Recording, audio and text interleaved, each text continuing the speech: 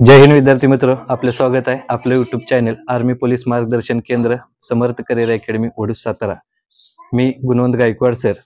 मित्र, आजचा व्हिडिओ बनवण्याचा मूळ उद्देश आहे की जी नवीन मुलं आता या पोलीस भरती क्षेत्रात किंवा आर्मी भरती क्षेत्रात आपलं करिअर निवडतायत आणि या क्षेत्राकडे वळतायत, यांच्यासाठीच फक्त हा व्हिडिओ बनवला जातोय। या ठिकाणी आपल्याला 2-3 गोष्टी फक्त जाणून घ्यायच्या आहेत की आपण नोकरीच्या शोधात पोलीस भरती आर्मी भरती करतोय का आपल्याला वर्दीचा शोध पाहिजे, खाकी वर्दीसाठी आपण भरती करतोय का फक्त नोकरी माझी उपजीविका भागली पाहिजे, मी नोकरी लागलो पाहिजे आणि माझं आयुष्य सुखकर झालं पाहिजे। या दोन गोष्टी वेगळ्या आहेत। नोकरी शोधत असाल तर बरेच पर्याय समाजात आहेत, तुम्ही बाहेर जाऊ शकताय, वेगवेगळ्या नोकऱ्या आहेत ज्या ठिकाणी एवढी मेहनत घ्यावी लागत नाही, कदाचित शारीरिक मेहनत कमी असेल, बौद्धिक मेहनत जास्त असेल। आणि भरती क्षेत्र जर का उतरतं या ठिकाणी तुम्हाला फक्त आणि फक्त तुमची आवडच पाहिजे की मला फक्त खाकी वर्दी घालायची, मला आर्मीचा वर्दी घालायची आणि मला समाजात देशासाठी काहीतरी करायचंय, हे जर का तुमच्या मनात असेल तरच तुम्ही या क्षेत्राकडे वळा। अन्यथा नोकरीचे बरेच पर्याय उपलब्ध आहेत। इथं येऊन एवढी सगळी मेहनत घेऊन ग्राउंड करायचे आहेत, लेक्चर करायचे आहेत, अभ्यास करायचा आहे, लायब्ररी करायची आहेत, पेपर द्यायचे, घर सोडून मुलं येतात, अकॅडमी लावतायत, राहत असतात आणि एवढं सगळं केल्यानंतर मग आपण ज्या भरतीमध्ये उतरतो या ठिकाणी बरंच मोठं कॉम्पिटिशन आहे। नुसतं 10वी आणि 12वीच्या बेसवर जर का आपल्याला नोकरी मिळणार असेल, गव्हर्नमेंट आपल्याला नोकरी देत असेल तर त्यासाठी बरेच मुलं या रेसमध्ये उतरलेले आहेत।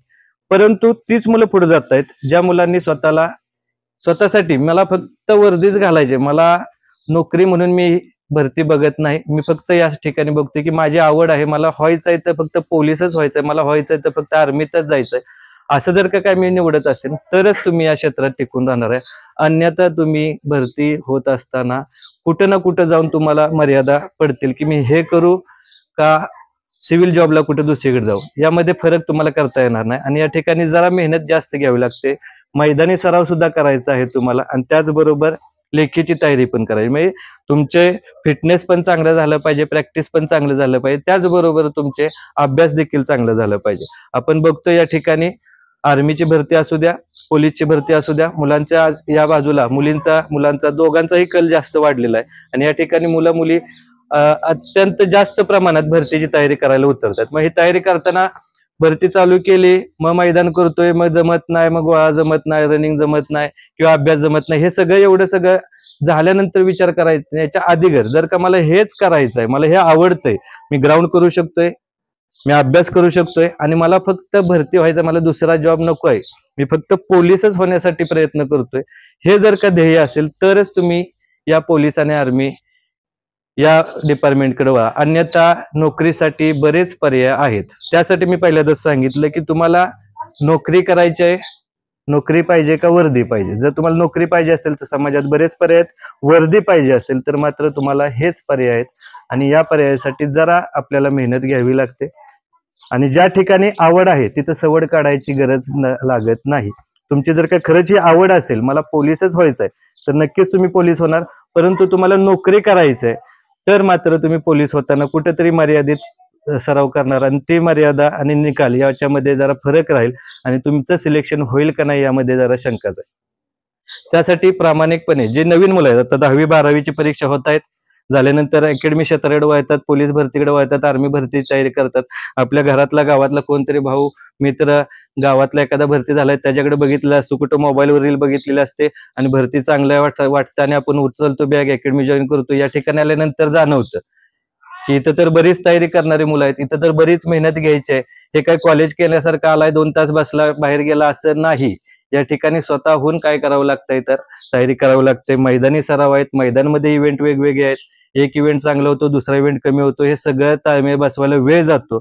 अभ्यासामध्ये पण वेगवेगळे प्रकार आहेत, गणित आहे, मराठी आहे, जीके आहे, जीएस आहे, हे सगळं करायचं आहे आणि त्यातून मग हे कॉम्पिटिशन भयंकर वाढलेलं आहे। अगदीच पोलीस भरतीला 20-20 लाख मुलं आहेत, 10-15 हजार मुलांचं सिलेक्शन होतं, मग तीच मुलं यात सिलेक्ट होत आहेत ज्याचं आवड आहे, ज्याच्यासाठी हे काम हे नोकरी म्हणून तो करत नाही, हे आवड म्हणून करतोय, मला फक्त पोलीस व्हायचाच नाद आहे, तीच मुलं काय होत आहेत तर सिलेक्शन जात आहे। अन्यथा मग 5-10 मार्काचा फरक राहतो आणि आपण या रेसमध्ये मागे राहतो, काळानुसार मग परत असं वाटायला लागतं की आपण दुसरं काही केलं तरी चालेल। परंतु यासाठीच आधीगर ज्यावेळेस तुम्ही या क्षेत्राकडे वळताय त्यावेळेस फक्त याच गोष्टीचा विचार करा की आपल्याला नोकरी हवी आहे का वर्दी हवे. वर्दीचा जर का खरंच तुम्हाला नाद असेल तर नक्की प्रयत्न करा, यश तुमचंच आहे. परंतु नोकरीच्या शोधात असेल तर तुम्ही चुकूनही पोलीस भरतीचा नाद करू नका, आर्मी भरतीचा नाद करू नका. यामध्ये बऱ्याच गोष्टी काय लागतायत तर गट्स लागतायत, आणि त्या गट्सच्या जीवावर आपण काय करू शकतोय, भरती होऊ शकते. उठलाय, जरा 2 तास व्यायाम केला, 3 तास अभ्यास केला, 2 तास लायब्ररी केली, हे अख्खा महाराष्ट्र करतोय.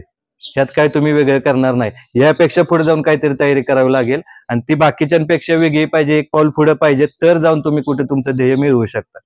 त्यामुळे फक्त माझं प्रामाणिक सांगणं राहील की तुम्ही नोकरीच्या शोधात असेल तर अजिबात अकॅडमीकडे जॉईन करायचा प्रयत्न करू नका, किंवा पोलीस भरतीचा नाद करू नका.